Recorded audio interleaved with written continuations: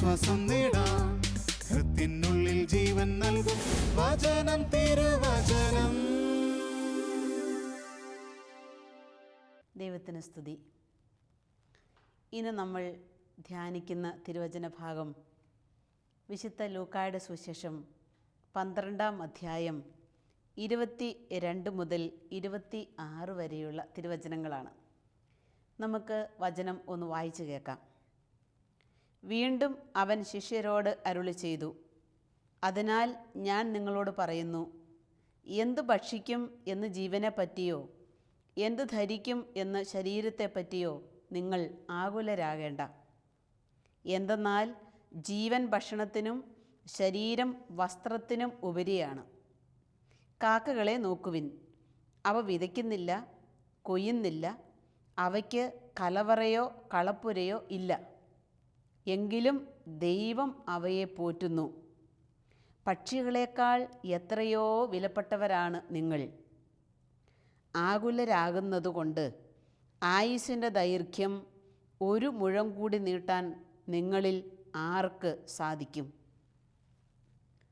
യേശുവിൻ്റെ ഈ പ്രബോധനം ആരംഭിക്കുന്നത് തന്നെ ദൈവത്തിൻ്റെ പരിപാലനയിൽ ആശ്രയിക്കുക, ആകുലത വേണ്ട എന്നാണ് യേശു ഇവിടെ കൃത്യമായിട്ട് പറയുന്നത്. ഇന്നിൻ്റെ ലോകത്തിലേക്ക് നമ്മൾ തിരിഞ്ഞു നോക്കുമ്പോൾ മനുഷ്യർക്ക് എന്തുമാത്രം ആകുലതകളാണ്. ഏതെല്ലാം കാര്യങ്ങളിലാണ് ഓരോ മനുഷ്യരും ആകുലപ്പെട്ട് വ്യഗ്രചിത്തരായി നടക്കുന്നത്. ആകുലത കൊണ്ട് ഒരു കാര്യവുമില്ല എന്നാണ് ഈശോ നമ്മളെ ഇവിടെ കൃത്യമായി പഠിപ്പിക്കുന്നത്. ഈ ലോകത്തിൽ സ്വത്തും ധനവും ഒന്നും സ്വരൂപിക്കാതെ എങ്ങനെ ജീവിക്കാം എന്നുള്ള ചോദ്യത്തിന് യേശുവിൻ്റെ മറുപടിയാണ് ഈ ഭാഗം. സ്വത്തും ധനവും ഒന്നും സ്വരൂപിക്കാതെ എങ്ങനെ നമുക്ക് ജീവിക്കാനായിട്ട് സാധിക്കും? കർത്താവ് അതിന് ആൻസർ നൽകുന്നത് ഒറ്റ കാര്യമുള്ളൂ, അവിടുത്തെ പരിപാലനയിൽ ആശ്രയിക്കുക. ദൈവത്തെ പരിപാലനയിൽ ആശ്രയിക്കുക എന്ന് വെച്ചാൽ എന്താ അർത്ഥമാക്കുന്നത്? എനിക്ക് വേണ്ടുന്നതെല്ലാം അവിടത്തേക്ക് അറിയാം. എനിക്കെന്ത് വേണമെന്ന് അറിയാവുന്ന ദൈവം എനിക്ക് വേണ്ടുന്നതെല്ലാം ചേർത്ത് തരും. വാസ്തവത്തിൽ ഈ ഒരു വിശ്വാസമാണ് ദൈവത്തിൻ്റെ പരിപാലനയിലുള്ള ആശ്രയത്വം എന്നതുകൊണ്ട് ഉദ്ദേശിക്കുന്നത്. അപ്പോൾ ഒന്നുമില്ലാതെ, സ്വത്തില്ലാതെ, സമ്പത്തില്ലാതെ, മറ്റ് കാര്യങ്ങളൊന്നുമില്ലാതെ ദൈവത്തിൽ കൂടുതലായി ആശ്രയിക്കുക. അപ്പോൾ ദൈവത്തിൽ കൂടുതലായി ആശ്രയിക്കുന്നവനാണെങ്കിൽ അവന് അവൻ്റെ സമ്പത്തിനെക്കുറിച്ചോ അവൻ്റെ ജോലിയെക്കുറിച്ചോ ഒന്നും ആകുലതകൾ ഉണ്ടായിരിക്കുകയില്ല. ഈശോടെ കൃത്യമായി പറയുക, ആകുലത കൊണ്ട് അല്ലെങ്കിൽ ഈ ഉത്കണ്ഠ കൊണ്ട് ആയുസിൻ്റെ ഒരു കുഞ്ഞു മുഴം പോലും നീട്ടിയെടുക്കാൻ നമുക്ക് ആർക്കും സാധ്യമല്ല. ഈ കരസ്മാറ്റിക് നവീകരണമൊക്കെ ആഞ്ഞടിച്ചുകൊണ്ടിരിക്കുന്ന ഈ കാലഘട്ടത്തിൽ ഒരുപാട് മനുഷ്യർ ഒരുപാട് വ്യക്തികളുടെ അടുത്ത് സഹായം തേടി പോകുന്നത് നമ്മൾ കാണുന്നുണ്ട്. അത് ഈ കാലയളവിൽ വളരെ കൂടുതലാണ്. ഈ സഹായം തേടി പോകുന്ന മനുഷ്യർക്കൊക്കെ പറയാനായിട്ട് ഒന്നേ ഉള്ളൂ, സിസ്റ്ററെ ടെൻഷൻ എനിക്ക് സഹിക്കാൻ പറ്റുന്നില്ല, ഒരുപാട് ആകുലതകൾ മൂലം എനിക്ക് ഉറക്കമില്ല, ഈ ആകുലതകൾ വർദ്ധിക്കുന്നത് കൊണ്ട് എനിക്കൊരു കാര്യവും ചെയ്യാനായിട്ട് പറ്റുന്നില്ല. പഠിക്കുന്ന പിള്ളേരാണെ വന്നിട്ട് പറയും, സിസ്റ്ററെ എൻ്റെ ഈ ഓവർ ടെൻഷൻ മൂലം ഞാൻ പഠിച്ചതും കൂടെ മറന്നു പോവുക, എനിക്കതൊന്നും കൃത്യമായും വ്യക്തമായും എഴുതാൻ പിടിപ്പിക്കാനായിട്ട് സാധിക്കുന്നില്ല. എന്തുമാത്രം ആകുലതകളാണ്. കർത്താവ് ഈ തിരുവചനത്തിലൂടെ പറയുകയാണ്, അവിടുത്തെ പരിപാലനയിൽ. എന്നിട്ട് കർത്താവ് അതിനെക്കുറിച്ച് പറഞ്ഞിട്ട് നെക്സ്റ്റ് പറയുന്ന വചനം ഇതാണ്, ജീവൻ ഭക്ഷണത്തിനും വസ്ത്രത്തിനും ഉപരിയാണ്. എന്ന് വെച്ചാൽ ദൈവവും മനുഷ്യനും തമ്മിലുള്ള ബന്ധമാണ് പ്രധാനപ്പെട്ട കാര്യം. അല്ല, നിനക്ക് എന്ത് ഭക്ഷിക്കാൻ എന്തുണ്ട്, ഉടുക്കാൻ എന്തുണ്ട്, ഇതിനെക്കുറിച്ച് വേണം. പക്ഷേ കർത്താവ് പറയാണ്, അതിലുപരി ദൈവവും മനുഷ്യനും തമ്മിലുള്ള ആ ബന്ധമാണ് വളരെ പ്രധാനപ്പെട്ടത്. എന്നിട്ട് ഈ കാര്യം ഒന്ന് എടുത്തു കാണിക്കാൻ വേണ്ടി യേശു ഏറ്റവും നിസ്സാരമായൊരു പക്ഷിയെ കൊണ്ടുവന്ന് നമുക്ക് പരിചയപ്പെടുത്തുക, കാക്ക. എവിടെ നോക്കിയാലും നമുക്ക് കാക്കയെ കാണാനായിട്ട് സാധിക്കും. എന്നിട്ട് കർത്താവ് പറയുകയാണ്, കാക്കയെ നോക്ക്, കാക്കയെ നോക്ക്, വിതയ്ക്കുന്നില്ല, അധ്വാനിക്കുന്നില്ല, കൊയ്യുന്നില്ല, ഒന്നും ശേഖരിക്കുന്നില്ല. പക്ഷേ വചനം പറയാണ്, അവരെയൊക്കെ വളരെ കൃത്യമായിട്ട് ഞാൻ തീറ്റിപ്പോറ്റുന്നു. നമ്മളാരും പരിഗണിക്കാതെ കിടക്കുന്ന ഈ കാക്ക നമ്മളെല്ലാവരും അവഗണിച്ചിടുന്ന ആ കൊച്ചുപക്ഷി. പക്ഷെ കർത്താവ് അതിനെ മനോഹരമായി പരിപാലിക്കുക. അന്നന്ന് വേണ്ടുന്നത് അതിന് നൽകിക്കൊണ്ട് കർത്താവ് കാത്തു പരിപാലിക്കുന്നു. എൻ്റെ വചനം പറയാം, ആ പക്ഷികളെ ഞാൻ ഇത്രയും കാക്കുന്നുണ്ടെങ്കിൽ എൻ്റെ പൊന്നുമോളെ നിന്നെ അതിലും എത്ര അധികമായി ഞാൻ നിന്നെ പരിപാലിക്കും. അവിടെ പിന്നെ എന്തിനാ നീ ആകുലപ്പെടുന്നത്? പിന്നെ എന്തിനാ നീ ടെൻഷൻ അടിക്കുന്നത്? അതാ കർത്താവ് തന്നെ പിന്നെ നമ്മളോട് ചോദിക്കുന്നത്. വിശുദ്ധ ലൂക്കായുടെ സുവിശേഷം 11-ാം അധ്യായം 3-ാമത്തെ വചനത്തിലേക്ക് പോകുമ്പോൾ നമ്മൾ കാണുന്നുണ്ട്, അന്നന്ന് വേണ്ട ആഹാരം ഇന്ന് ഞങ്ങൾക്ക് തരണമേ. അന്നന്ന് വേണ്ട ആഹാരം ഇന്ന് ഞങ്ങൾക്ക് തരണമേ. യേശു പഠിപ്പിച്ച ആ മനോഹരമായ സ്വർഗസ്വനായ പിതാവേ എന്നുള്ള പ്രാർത്ഥനയിലെ ഒരു പ്രധാനപ്പെട്ട കാര്യമാണ് അന്നന്ന് വേണ്ട ആഹാരം. നിങ്ങൾക്ക് എന്ത് വേണം? മേരിക്ക് എന്ത് വേണമെന്ന്, തോമസിന് ഇന്ന് എന്താ ആവശ്യമായിട്ടുള്ളത്, അല്ലെങ്കിൽ മനുവിന് ഇന്ന് എന്താ ആവശ്യമായിട്ടുള്ളത്, കർത്താവിന് അതറിയാം. അപ്പം അന്നന്ന് വേണ്ട കാര്യം നീ കർത്താവിനോട് ചോദിക്കുക, നിനക്ക് തരും. എന്താ നമ്മുടെ ജീവിതത്തിൽ നമുക്ക് ആവശ്യമായിട്ടുള്ളത് എന്ന് കർത്താവിനറിയാം. പക്ഷേ യേശു തൻ്റെ ശിഷ്യരോട് പറയുന്നുണ്ട്, നിങ്ങൾ ആദ്യം ദൈവത്തിൻ്റെ രാജ്യമാണ് അന്വേഷിക്കേണ്ടത്, ആദ്യം ദൈവത്തിൻ്റെ നീതിയാണ് അന്വേഷിക്കേണ്ടത്, ബാക്കി നിങ്ങൾക്കെല്ലാം കൂട്ടിച്ചേർത്ത് തരും. അതാ കർത്താവ് പറയുന്നത്. അപ്പോൾ അന്നന്ന് വേണ്ട കാര്യങ്ങൾ എന്തെല്ലാമാണെന്ന്, എനിക്ക് വേണ്ടത് എന്താണെന്ന് എൻ്റെ ദൈവത്തിന് അറിയാമെങ്കിൽ കർത്താവ് തരും. ഈ കഴിഞ്ഞ ദിവസം ഒരു അച്ഛന് വേണ്ടി സിസ്റ്റർ പ്രാർത്ഥിച്ചുകൊണ്ടിരുന്നപ്പം, അച്ഛന് വലിയൊരു സ്ഥാപനം നയിക്കുന്ന ഒരാളാണ്. അച്ഛൻ പറഞ്ഞൊരു കാര്യം, അന്ന് പണിക്കാർക്ക് വേണ്ടത്ര കൂലി കൊടുക്കാനായിട്ട് ഇല്ലാതെ വിഷമിച്ച് മുറിയിൽ വന്ന് ഇരുന്ന് പ്രാർത്ഥിക്കുക. ഇവിടെ ഒരു മാതാവിൻ്റെ സ്റ്റാച്ചു ഉണ്ട്. മാതാവിൻ്റെ അടുത്ത് വന്നിരുന്ന് പ്രാർത്ഥിക്കുക, അമ്മേ ഇന്ന് പണിക്കാരൊക്കെ കൂലി കൊടുക്കാൻ കയ്യിലൊന്നുമില്ലല്ലോ, മാസത്തിൻ്റെ അവസാനം എത്തി നിൽക്കുക. അങ്ങനെ അവിടെ ഇരുന്നൊരു ജവമാല ചൊല്ലി പ്രാർത്ഥിച്ചു. കർത്താവിനോട് പറഞ്ഞു, കർത്താവേ അന്നന്ന് വേണ്ട ആഹാരത്തിനും കാര്യത്തിനൊക്കെ ചോദിക്കാനല്ലേ പറയുന്നത്, ഞാൻ ചോദിക്കുക, ഇന്നിൻ്റെ എൻ്റെ ആവശ്യം ഇതാണെന്ന്, ഇവിടുത്തെ ആവശ്യം ഇതാണെന്ന് അറിയാമല്ലോ എന്നൊക്കെ പറഞ്ഞു പ്രാർത്ഥിച്ചു. കൊച്ചു വാചകങ്ങൾ പ്രാർത്ഥിച്ചു, പോയി കിടന്നു. പിറ്റേന്ന് രാവിലെ എഴുന്നേറ്റു, ബലിയർപ്പിച്ചു. ബലിയർപ്പണം എല്ലാം കഴിഞ്ഞ് അച്ഛൻ തിരിച്ചു വരുന്ന വഴിക്ക് ഒരു സഹോദരൻ അച്ഛനെ കാണാനായിട്ട് കടന്നു വരികയാണ്. എന്നിട്ട് ഈ സഹോദരൻ പറഞ്ഞു, വർത്തമാനം എല്ലാം കഴിഞ്ഞ് പറഞ്ഞു, ഒരു കുഞ്ഞ് ഗിഫ്റ്റ് ഉണ്ട്, ഇത് പിടിച്ചോളാൻ പറഞ്ഞു. ഒരു കവറ് കൈ കൊടുത്തു. ആ പുരോഹിതൻ പറയുക, അത് തുറന്ന് നോക്കിയപ്പോൾ 25,000 രൂപ. ഞാൻ പറഞ്ഞു, എനിക്കന്ന് കൂലി കൊടുക്കാൻ 10,000 രൂപ വേണ്ടിയിരുന്നുള്ളൂ. പക്ഷേ കർത്താവ് അത് ഇരട്ടിയായിട്ട് കൊണ്ടേ കയ്യിൽ കൊടുക്കുകയാണ്. അന്നന്ന് വേണ്ടുന്നത് എന്താണെന്ന് ദൈവത്തിന് അറിയാം. നമ്മൾ ഓരോ നിമിഷത്തെയും നമ്മുടെ ആവശ്യങ്ങൾ ദൈവം കണ്ടുകൊണ്ടായിരിക്കുക. ഞാൻ ഒരു സ്ഥലത്ത് ക്ലാസ് എടുക്കാനായിട്ട് പോവുകയാണ്. ക്ലാസ് എടുക്കാൻ വേണ്ടി ട്രെയിൻ കാത്തിരിക്കുക. അന്നേരമാണ് അറിയിപ്പ് വരുന്നത്, ട്രെയിൻ 6 മണിക്കൂർ ലേറ്റാണ്.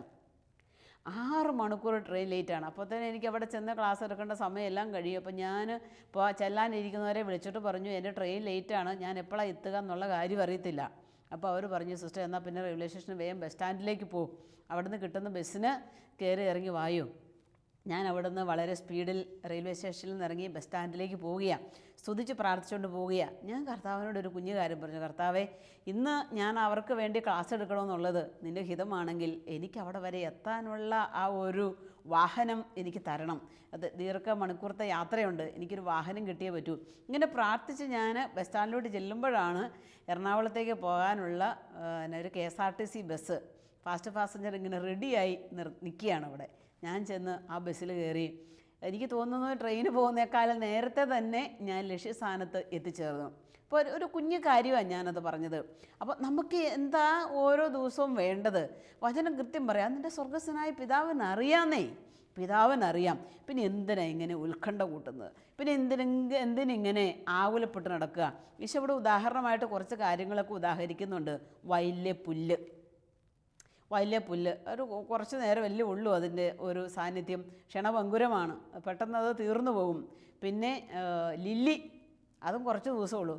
വചനം പറയാണ്, അതിനെ ഞാൻ കൃത്യമായിട്ട് പരിപാലിക്കുന്നു. എന്നാൽ അതിലുപരി എത്ര മനോഹരമായിട്ട് ഞാൻ നിങ്ങളെ പരിപാലിക്കും. അപ്പം ആകുലത കൊണ്ട് ആയുസിൻ്റെ ദൈർഘ്യം കൂട്ടാനായിട്ട് നമുക്ക് സാധ്യമല്ല. പിന്നെ ആകുലത നമ്മളിൽ ഏറി വന്നാൽ നമുക്കറിയാം, നമുക്ക് ഉറക്കമില്ല, സമാധാനമില്ല, സ്വസ്ഥതയില്ല. വരുന്നതെല്ലാം കർത്താവിൻ്റെ കരങ്ങളിലേക്ക് അത് സ്വീകരിക്കാനുള്ളൊരു കൊച്ചു മനോഭാവത്തോടെ സ്വീകരിക്കുകയാണെങ്കിൽ നമുക്ക് എളുപ്പമായി. മദർ തെരേസ പറയുന്ന ഒരു കാര്യമുണ്ട്. മദർ തെരേസ ഒരുപാട് വേദികളിൽ പറഞ്ഞേക്കുന്നൊരു കാര്യമാണ്, എൻ്റെ ദൈവത്തിൻ്റെ പരിപാലനയിലുള്ള എൻ്റെ ആശ്രയബോധമാണ് എന്നെ ഇത്രയും എത്തിച്ചത്. ദൈവത്തിൻ്റെ പരിപാലനയിലുള്ള ആശ്രയബോധം എല്ലാ മനുഷ്യ മക്കളെക്കുറിച്ചും ദൈവത്തിനറിയാം. അതാണ് ഓരോരുത്തരെക്കുറിച്ചും, ജനിച്ച കുഞ്ഞിനെക്കുറിച്ചും ജനിക്കാൻ പോകുന്ന കുഞ്ഞിനെക്കുറിച്ചും എന്താണ് ആ കുഞ്ഞിന് ആവശ്യമായിരിക്കുന്നതെന്ന് കൃത്യമായി ദൈവത്തിന് അറിയാം. വിശുദ്ധ പാത്രോപ്പിയോ പറയുന്ന ഒരു കാര്യമുണ്ട്. ഒരു ദിവസം വിശുദ്ധ കുർബാന അർപ്പിക്കാൻ സാധിക്കാതെ പഞ്ചക്ഷതത്തിൻ്റെ വേദനയുമായിരിക്കുന്ന പാത്രോപ്പിയോ പ്രാർത്ഥിക്കുകയാണ്, മുറിയിലിരുന്ന് പ്രാർത്ഥിക്കുകയാണ്, കർത്താവേ, ഇന്ന് ഞാൻ ബലി അർപ്പിക്കണമെന്നുള്ളത് അങ്ങേക്കറിയാലോ, അതുകൊണ്ട് ഈ ബലി അർപ്പിക്കാൻ ആവശ്യമായ ശക്തി എനിക്ക് തരണം. അത് പ്രാർത്ഥിച്ച് തീർന്നു. ആവശ്യമായ ശക്തി കർത്താവ് കൊടുത്തു. അറിയാം, കർത്താവിന് അറിയാം നമുക്ക് എന്താ വേണ്ടുന്നത്. അതൊന്ന് വിശ്വസിക്കുകയാണ് അവിടുത്തെ പരിപാലനയിൽ ആശ്രയിക്കുക എന്ന് പറയുന്നത്.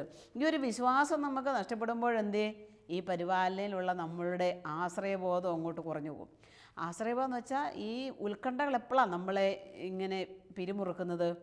എൻ്റെ കൺട്രോൾ പോയി, ഞാൻ ആശിച്ചതുപോലെ നടന്നില്ല, അല്ലെങ്കിൽ ഞാൻ വിചാരിച്ചതുപോലെ നടന്നില്ല. ആ പിന്നെ നമുക്ക് നിരാശയായി. ആ നിരാശ നമ്മളെ ഉത്കണ്ഠയിലേക്ക് കൊണ്ടുപോകുന്നു. ആ ഉത്കണ്ഠ നമ്മളെ അതീവ ആകുലതയിലേക്ക് കൊണ്ടുപോകുന്നു. പിന്നെ അവിടെ വിഷമതകൾ തുടങ്ങുകയായി. ഭാരങ്ങൾ ഒന്നിനു പുറകെ നൽകുകയായി. കഴിഞ്ഞ ദിവസം ഞങ്ങൾ ഒരു സ്ഥലത്ത് ധ്യാനിപ്പിക്കാൻ പോയപ്പോൾ ധ്യാനത്തിൻ്റെ തൊട്ടപ്പുറത്ത് ഒരു വീടുണ്ട്, ഓടിട്ട ഒരു കുഞ്ഞു വീട്.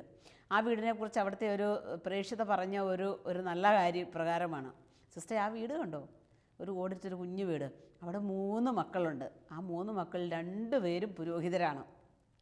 ഒരു ആൾ മാത്രമേ വിവാഹ ജീവിതത്തിലേക്ക് പ്രവേശിച്ചിട്ടുള്ളൂ. സമ്പത്തും ഇല്ല, സ്ഥാനമാനങ്ങളും ഇല്ല, അവർ കൃഷിപ്പണിക്കാരാണ്. പക്ഷേ ആ വീട്ടോട് കയറി ചെല്ലണം, അവരുടെ സന്തോഷം എത്രമാത്രമാണെന്ന് അറിയാൻ, അനുഭവിക്കാൻ. ദൈവത്തിൻ്റെ പരിപാലനയിലുള്ള പരിപൂർണമായിട്ടുള്ള ആശ്രയബോധം. അപ്പം ഈ ഒരു ആശ്രയബോധത്തിലേക്ക് നമ്മൾ വരണമെന്നാണ് കർത്താവ് നമ്മളെ പഠിപ്പിക്കുക. പത്രോസ്ലീഹ എഴുതിയ 1-ാം ലേഖനം 5-ാം അധ്യായം 7-ാമത്തെ തിരുവചനം വളരെ ശ്രദ്ധേയമാണ്. പത്രോസ്ലീഹ എഴുതിയ 1-ാമത്തെ ലേഖനം 5-ാമത്തെ അധ്യായം 7-ാമത്തെ തിരുവചനം വചനം ഇപ്രകാരമാണ്: ദൈവത്തിൻ്റെ ശക്തമായ കരത്തിൻ്റെ കീഴിൽ താഴ്മയോടെ നിൽക്കുവിൻ, തക്ക സമയത്ത് അവിടുന്ന് നിങ്ങളെ ഉയർത്തും. നിങ്ങളുടെ ഉത്കണ്ഠകളെല്ലാം, നിങ്ങളുടെ ആശങ്കകളെല്ലാം അവിടുത്തെ ഭരമേൽപ്പിക്കുക. അവിടുന്ന് നിങ്ങളുടെ കാര്യത്തിൽ ശ്രദ്ധാലുവാണ്. എത്ര കൃത്യമായിട്ടാണ് നമുക്ക് വചനം പറയുന്നത്. അവിടുന്ന് നിങ്ങളുടെ കാര്യത്തിൽ ശ്രദ്ധാലുവാണ്. അതുകൊണ്ട് എന്നെ കേൾക്കുന്ന പ്രിയ മകനെ, മകളെ, നീ ഇപ്പോൾ ഏത് കാര്യങ്ങളിലാണ് ഉത്കണ്ഠാകുലയായിരിക്കുന്നത്? വീടിനെക്കുറിച്ചാണോ? സമ്പത്തിനെക്കുറിച്ചാണോ? ജോലിയെക്കുറിച്ചാണോ? മക്കളുടെ വിവാഹാരത്തെക്കുറിച്ചാണോ? അല്ലെങ്കിൽ വീട്ടിലെ കൊടിയ ദാരിദ്ര്യത്തെക്കുറിച്ചാണോ? അല്ലെങ്കിൽ ഒരുപാട് പണിയെടുത്തിട്ട് അതൊന്നും ഗതി പിടിക്കുന്നില്ലല്ലോ എന്നുള്ള മാനസികമായ വിഷമത്തെക്കുറിച്ചാണോ? ഇതാ വചനം പറയുകയാണ്, അവിടുന്ന് നിങ്ങളുടെ കാര്യത്തിൽ ശ്രദ്ധാലുവാണ്. നിങ്ങളുടെ ഉത്കണ്ഠകളെല്ലാം, ഒന്നും രണ്ടും ഉത്കണ്ഠകളല്ല, എന്തെല്ലാം കാര്യങ്ങൾ ഇപ്പോൾ ഉത്കണ്ഠയുണ്ടോ അതെല്ലാം കർത്താവിൻ്റെ കരങ്ങളിലേക്ക് കൊടുക്കുന്ന പറയുന്നത്. അപ്പോൾ നമ്മൾ പരിഗണിക്കാതെ തന്നെ നമ്മുടെ ജീവിതത്തിൽ നിർത്തിയെടുക്കുന്ന അനുഭവങ്ങളെ പോലും ദൈവം ഏറെ പരിഗണിക്കുന്നു, ദൈവം ഏറെ കരുതലോടെ സ്വീകരിക്കുന്നു. അപ്പം നമ്മളുടെ ജീവിതത്തിൻ്റെ നിയന്ത്രണം നമ്മൾ ഏറ്റെടുക്കാത്ത നല്ലത്. അത് കർത്താവിൻ്റെ കരങ്ങളിലേക്ക് കൊടുക്കുകയാണെങ്കിൽ നമുക്ക് നമ്മുടെ ഉള്ളിൽ ഒരു വലിയ വിശ്വാസം, ഒരു വലിയ പ്രത്യാശ കടന്നു വരും. അപ്പം ഈ ആകുലതകൾ, കർത്താവ് തുടങ്ങിയത് തന്നെയാണല്ലോ ഈ ആകുലതയ്ക്ക് വിപരീതമായ പദം വിശുദ്ധ ഗ്രന്ഥത്തിൽ ഉള്ളതെന്ന് പറയുന്നത് ദൈവാശ്രയമാണ്. ആകുലതയുടെ വിപരീത പദം ദൈവാശ്രയമാണ്. അപ്പം ആകുലതകൾ ഒഴിവാക്കിക്കൊണ്ട് ദൈവത്തിൻ്റെ പരിപാലനയിൽ ആശ്രയിക്കുകയാണെങ്കിൽ ദൈവം നമ്മളെ വഴി നടത്തുന്നത്, ആ അനുഭവം നമ്മുടെ ജീവിതത്തിൽ കണ്ടുമുട്ടാനായിട്ട് സാധിക്കും. ഒരു ചേച്ചി അവിടെ പ്രാർത്ഥിക്കാനായിട്ട് കടന്നു വന്നു. ചേച്ചിയുടെ ജീവിത പങ്കാളി 8 വർഷം മുൻപേ മരിച്ചു. എന്ന് വെച്ചാൽ കല്യാണം കഴിഞ്ഞ് 4 വർഷമേ അവർ ഒരുമിച്ച് ജീവിച്ചുള്ളൂ. ഒരു കുഞ്ഞുമുണ്ട്. ഭർത്താവിൻ്റെ മരണത്തിന് ശേഷം ഈ കുഞ്ഞിനെയും വളർത്തി ഈ സഹോദരി ഇങ്ങനെ ജീവിച്ചു വരികയാണ്. ഈ കുഞ്ഞിന് 22 വയസ്സ് പ്രായമായി, ഒരു പെൺകുഞ്ഞാണ്. അവൾക്കൊരു ജീവിത പങ്കാളിയെ കണ്ടെത്തണം, നല്ലൊരു ജീവിത ആളെ കിട്ടണം, പിന്നെ ആശ്രയം ഈ കൊച്ചേ ഉള്ളൂ. അങ്ങനെ ഇവർ ജീവിച്ച് വരികയാണ്. ആ അവസ്ഥയിലാണ് പ്രാർത്ഥിക്കാനായിട്ട് കടന്നു വന്നത്. അപ്പോൾ ഈ സഹോദരി പറഞ്ഞൊരു കാര്യമുണ്ട്, സിസ്റ്ററെ, എൻ്റെ ഈ ജീവിതത്തിൽ ഈ സംഭവിച്ചിട്ടുള്ള കാര്യങ്ങളെല്ലാം അവിടുത്തെ പരിപാലനയുടെ ഭാഗമാണ്. എൻ്റെ ഭർത്താവിൻ്റെ കൂടെ ജീവിച്ചങ്ങ് കൊതി തീരുന്നതിന് മുമ്പ് ഭർത്താവിനെ വിളിച്ചുകൊണ്ട് പോയി. എനിക്കൊരു പെൺകുഞ്ഞിനെ കർത്താവ് അദ്ദേഹത്തിലൂടെ തന്നു. ഞാൻ ആ മോളെ വളർത്തി. കുഞ്ഞിന് ഇത്രയും പ്രായമായി, അത്യാവശ്യം വിദ്യാഭ്യാസമൊക്കെ കൊടുത്തു. ഇനി അവളെ എവിടെയെങ്കിലും ഒന്ന് പറഞ്ഞയക്കണം. അപ്പം നല്ല ഒരാളെ കിട്ടാൻ വേണ്ടി പ്രാർത്ഥിക്കണം. അപ്പം ഞാൻ ആ സഹോദരിയോട് പറഞ്ഞു തന്നേ ഉള്ളൂ, സഹോദരി ഇന്ന് വരെ ദൈവം നയിച്ചെന്നൊരു ബോധ്യമാണല്ലോ ഉള്ളത് അല്ലേ. സഹോദരി പറയാം, സിസ്റ്ററെ ഞാൻ നനയ്ക്കാത്ത കാര്യങ്ങൾ പോലും, ഞാൻ ആശിക്കാത്ത കാര്യങ്ങൾ പോലും, ഞാൻ പ്രാർത്ഥിക്കാത്ത കാര്യങ്ങൾ പോലും ദൈവം എനിക്കും എൻ്റെ കൊച്ചിനുമായിട്ട് കരുതി. നോക്ക്, എനിക്കും എൻ്റെ കൊച്ചിനുമായിട്ട് ദൈവം കരുതി. സിസ്റ്റർ, ഞാൻ ഇത്രയും കാലം പണിയെടുത്ത് കഷ്ടപ്പെട്ടാണ് ജീവിച്ചത്. പക്ഷേ ഞങ്ങൾക്ക് സന്തോഷകരമായി ജീവിക്കാൻ നല്ലൊരു ഭവനമുണ്ട്, അത്യാവശ്യം 10-20 സെൻറ്റ് സ്ഥലമുണ്ട്, അത്യാവശ്യം വിദ്യാഭ്യാസം മോൾക്ക് കൊടുത്തു. എന്നിട്ട് പറയാം, സിസ്റ്റർ ഞങ്ങൾക്ക് അന്നപ്പത്തിന് ഒരു കുറവുമില്ല, ദൈവത്തിൽ ആശ്രയിക്കുന്നു, ദൈവം അത്ഭുതകരമായി നയിച്ചുകൊണ്ടിരിക്കുന്നു. അപ്പോൾ ദൈവത്തിൽ ആശ്രയിക്കുന്നവരെ എല്ലാം ദൈവമാണ് നയിച്ചുകൊണ്ടിരിക്കുന്നത്. ദൈവാശ്രയ ബോധമുള്ളവരെ എല്ലാം ദൈവം നയിക്കുന്ന അനുഭവങ്ങൾ നമ്മൾ തിരുവചനത്തിലൂടെ കടന്നു വരുമ്പോൾ കാണുകയാണ്. ഹെബ്രായ ലേഖനം 13-ാം അധ്യായം 5-ാമത്തെ വചനം വളരെ ശ്രദ്ധേയമാണ്. ഹെബ്രായ ലേഖനം 13-ാം അധ്യായം 5-ാമത്തെ തിരുവചനം. അവിടുന്ന് പറയുന്നത് ഇപ്രകാരമാണ്: നിങ്ങളുടെ ജീവിതം ദ്രവ്യാഗ്രഹത്തിൽ നിന്ന് സ്വതന്ത്രമായിരിക്കട്ടെ, ഉള്ളതുകൊണ്ട് തൃപ്തിപ്പെടുവിൻ. ഞാൻ നിന്നെ ഒരു വിധത്തിലും അവഗണിക്കുകയോ ഉപേക്ഷിക്കുകയോ ഇല്ല. ഹെബ്രായ ലേഖനം 13:5. നിങ്ങളുടെ ജീവിതം ദ്രവ്യാഗ്രഹത്തിൽ നിന്ന് സ്വതന്ത്രമായിരിക്കട്ടെ. അടുത്തത്, ഉള്ളതുകൊണ്ട് തൃപ്തിപ്പെടുവിൻ. ഇപ്പം എന്തുണ്ട്? ചിലപ്പം അതിനാശ്രയം എനിക്കൊന്നുമില്ലെന്നായിരിക്കും നിങ്ങൾക്ക് പറയാനായിട്ടുള്ളത്. കർത്താവ് പറയാ, ഇപ്പോൾ ഉള്ളത് കൊണ്ട് തൃപ്തിപ്പെട്. കർത്താവ് പറയാ, ഉള്ളത് കൊണ്ട് തൃപ്തിപ്പെട്. അടുത്ത വചനം വളരെ പ്രതീക്ഷയും പ്രത്യാശയും നൽകുന്ന ഒരു തിരുവചന ഭാഗമാണ്. ഇപ്രകാരമാണ് വചനം: ഒരു വിധത്തിലും ഞാൻ നിന്നെ അവഗണിക്കുകയോ ഉപേക്ഷിക്കുകയോ ഇല്ല. Praise the Lord, praise the Lord. ഒരു പ്രകാരത്തിലും ദൈവം നമ്മളെ അവഗണിക്കുകയില്ല, ഉപേക്ഷിക്കുകയില്ല. നിനക്ക് എന്തുണ്ടോ ഇപ്പോൾ ആ ഉള്ളതിൽ നീ തൃപ്തിപ്പെട്. പ്രിയപ്പെട്ട സഹോദര സഹോദരി, ഉള്ളത് കൊണ്ട് തൃപ്തിപ്പെട്ട് സമാധാനമായിട്ട് ജീവിക്കാൻ ആർക്കാ കഴിയുക? ആ ഉള്ളതില്ലാത്തവനാ, ദൈവത്തെ പരിപാലനയിൽ ആശ്രയത്വമുള്ളവനാ. അല്ലാത്തവന് പറ്റിയല്ല. മനുഷ്യൻ്റെ ആഗ്രഹം എന്താ? എത്ര കിട്ടിയാലും അവന് പോരാ അല്ലേ? ഇനിയും വേണം. സമ്പാദിച്ചത് പോരാ, പഠിച്ചത് പോരാ, കിട്ടിയ ജോലി പോരാ, ഇനി അതിൻ്റെ ശമ്പളത്തിൽ എനിക്ക് കയറണം, അതിന് കയറി ഇങ്ങനെ പോകണം. അതാണ് മനുഷ്യ മനസ്സിൻ്റെ ആശ എന്ന് പറയുന്നത്. പക്ഷെ ഇവിടെ വചനം പറയുകയാണ്, ഉള്ളത് കൊണ്ട് തൃപ്തിപ്പെട്. നിനക്കിപ്പോൾ ഇത്ര ദൈവം അനുവദിച്ച ആയുള്ളോ, ഇത്രേ ഉയരാൻ പറ്റുള്ളൂ, അത് സന്തോഷമായിരിക്കാനാണ് വചനം പറയുന്നത്. അതിൽ സന്തോഷമായിരിക്കും. പക്ഷേ സന്തോഷമായിരിക്കുകയാണെങ്കിലോ ഒരിക്കലും കർത്താവ് നമ്മളെ തള്ളിക്കളയാനാണ്. എത്രയോ മനുഷ്യർ നമ്മുടെ കൂട്ടത്തിൽ ജീവിക്കുന്നവർ പോലും, വീട്ടിൽ ജീവിക്കുന്നവർ പോലും നമ്മളെ തള്ളിപ്പറയുന്നു. ഒരു നിസ്സാര കാര്യം പോരെ, ഒരു നിസ്സാര പ്രശ്നം പോരെ, അപ്പോൾ ഞാനങ്ങ് അറിയില്ല, എനിക്ക് ഇയാളുടെ യാതൊരു ബന്ധവുമില്ല. എത്ര പെട്ടെന്ന് അവരൊക്കെ നമ്മളെ തള്ളിപ്പറയുന്നത്. അല്ലെങ്കിൽ നമ്മൾ ഒരാളുടെ അടുത്തൊരു സഹായം തേടി ചെല്ലുകയാണ്, ഒരു അത്യാവശ്യ കാര്യം. ഞാൻ വളരെ പ്രതീക്ഷയോടുകൂടിയാണ് ചെന്നത്, എൻ്റെ ഈ കസിൻ എന്നെ സഹായിക്കും. അവർ നമ്മളെ കൈവിട്ട അനുഭവങ്ങൾ എത്രയോ നമ്മുടെയൊക്കെ ജീവിതങ്ങളിലുണ്ട്. പക്ഷേ അതൊക്കെ നമ്മളെ കടന്നു പോകും. വചനം പറയുകയാണ്, ഞാൻ നിന്നെ ഉപേക്ഷിക്കുകയില്ല, ഞാൻ നിന്നെ തള്ളിക്കളയേയില്ല, തള്ളിപ്പറയേയില്ല. നീ ഉള്ളതുകൊണ്ട് തൃപ്തിപ്പെട്ട് സമാധാനമായിട്ട് ജീവിക്കുക, ദൈവത്തിൻ്റെ പരിപാലനയിൽ ആശ്രയിക്കുക. അതാണ് വിശുദ്ധ ഗ്രന്ഥം നമ്മളെ പഠിപ്പിക്കുന്നത്. വീണ്ടും നിയമാവർത്തന പുസ്തകത്തിൻ്റെ 31-ാം അധ്യായത്തിൻ്റെ 6-ാമത്തെ തിരുവചനത്തിലേക്ക് നമ്മൾ കണ്ണോടിക്കുമ്പോൾ ഇപ്രകാരം നമുക്ക് കാണാൻ സാധിക്കും. നിയമാവർത്തന പുസ്തകം 31-ാം അധ്യായം 6 മുതലുള്ള തിരുവചനങ്ങൾ: ഞാൻ നിങ്ങളുടെ ദൈവമായ കർത്താവാണ്, നിങ്ങളുടെ കൂടെ വരുന്നത് ദൈവമായ കർത്താവായ ഞാനാണ്. അവിടുന്ന് നിങ്ങളെ നിരാശപ്പെടുത്തുകയോ പരിത്യജിക്കുകയോ ഇല്ല. എന്തൊരു ഉറപ്പ് നൽകുന്ന തിരുവചന ഭാഗമാണ്, എന്തോ ഒരു വിശ്വാസയോഗ്യമായ തിരുവചനമാണ്. അവിടുന്ന് നിങ്ങളെ നിരാശപ്പെടുത്തുകയോ പരിത്യജിക്കുകയോ ഇല്ല. കാരണം അവിടുന്ന് തന്നെയാണ് എൻ്റെ കൂടെ വരുന്നത്, അവിടുന്നാണ് എന്നെ നയിക്കുന്നത്. അതുകൊണ്ട് നിരാശപ്പെടുത്തുകയില്ല, മാത്രമല്ല പരിത്യജിക്കുകയുമില്ല. കർത്താവിന് സാധ്യമല്ല. അവിടുന്നിൽ ആശ്രയിക്കുന്നവനെ അവിടുത്തെ സ്നേഹം വലയം ചെയ്യും എന്ന വചനം നമ്മളെ പഠിപ്പിക്കുന്നതിൽ അവിടുത്തെ ആശ്രയിക്കുന്നവനെ. ഈ കുഞ്ഞു പിള്ളേരെ നിങ്ങൾ കണ്ടിട്ടില്ലേ? കുഞ്ഞുങ്ങൾ 2 കൈ നീട്ടി അപ്പൻ്റെ അമ്മയെ അവരെ ആശ്രയിക്കും. ഒരുപാട് ആശ്രയ മനോഭാവത്തോടെ ആ കുഞ്ഞുങ്ങൾ മാതാപിതാക്കളുടെ അടുത്തേക്ക് ഓടിയെത്തും. അവർക്ക് ആശ്രയം ആ സമയത്ത് അവരുടെ അപ്പച്ചനാണ്, അവരുടെ അമ്മച്ചിയാണ്. ഇതുപോലെ തന്നെ ജീവിതത്തിൻ്റെ എല്ലാ നിമിഷങ്ങളിലും പ്രിയപ്പെട്ട സഹോദര സഹോദരി, ആശ്രയമെന്ന് പറയുന്നത് ദൈവമായിരിക്കട്ടെ. ഈ ആശ്രയ മനോഭാവം ദൈവത്തിലുള്ളവരെ ദൈവം ഒരിക്കലും കൈവിടുകയില്ല, പരിത്യജിക്കുകയില്ല, നിരാശയിലേക്ക് വിടുകയില്ല എന്നാണ് തിരുവചനം നമ്മളെ പഠിപ്പിക്കുക. വീണ്ടും സങ്കീർത്തന പുസ്തകത്തിൻ്റെ 37-ാം അധ്യായത്തിൻ്റെ 5-ാമത്തെ വചനം പറയുകയാണ്, നിൻ്റെ ജീവിതം കർത്താവിന് ഭരമേൽപ്പിക്കുക, കർത്താവിൽ വിശ്വാസം അർപ്പിക്കുക, അവിടുന്ന് നിന്നെ നോക്കിക്കൊള്ളും. നമ്മുടെയൊക്കെ ജീവിതത്തെ നോക്കി ഒന്നും കൊണ്ട് പേടിക്കണ്ട കേട്ടോ, നിരാശപ്പെടണ്ട. ഇന്ന് മുതൽ ഞാൻ നിൻ്റെ കാര്യങ്ങളെല്ലാം ഏറ്റെടുത്തിരിക്കുന്നു, ഞാൻ നോക്കിക്കോളാം. ഭക്ഷണമോ വസ്ത്രമോ കിടപ്പാടോ രോഗമോ ആശുപത്രി ചെലവോ പഠിപ്പീരോ എന്തോ ആയിക്കൊള്ളട്ടെ, ഞാൻ നോക്കിക്കോളാം. ഒരാൾ നമ്മളോട് പറഞ്ഞാൽ നമുക്ക് എന്ത് സന്തോഷമായിരിക്കും.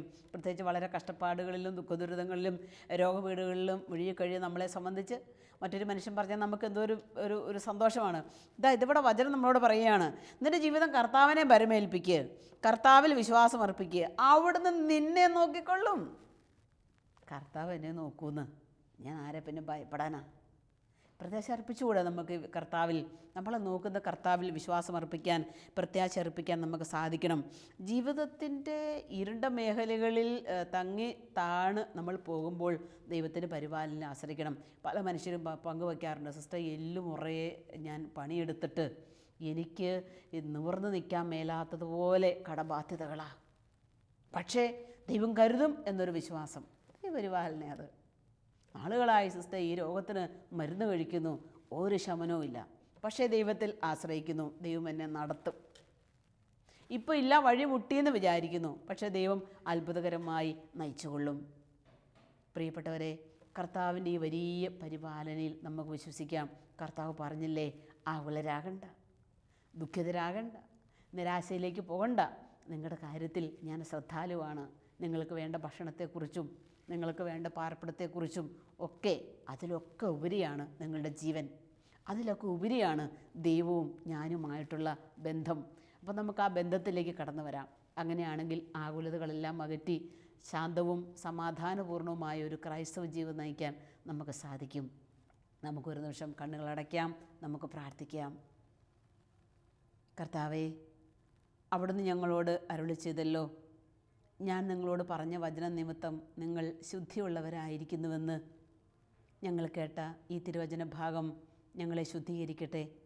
ഞങ്ങളുടെ ആശങ്കകളും ഉത്കണ്ഠകളും എല്ലാം എടുത്തു മാറ്റുവാൻ ഞങ്ങളെ സഹായിക്കട്ടെ. വചനമായ ഈശോയെ, ഓരോ നിമിഷവും ഞങ്ങളെ വഴി നടത്തണമേ. അന്നന്ന് വേണ്ടുന്നത് തന്ന് അടിയങ്ങളെ അനുഗ്രഹിക്കുമാറാകണമേ. പിതാവിൻ്റെയും പുത്രൻ്റെയും പരിശുദ്ധാത്മാവിൻ്റെയും നാമത്തിൽ ആമേൻ.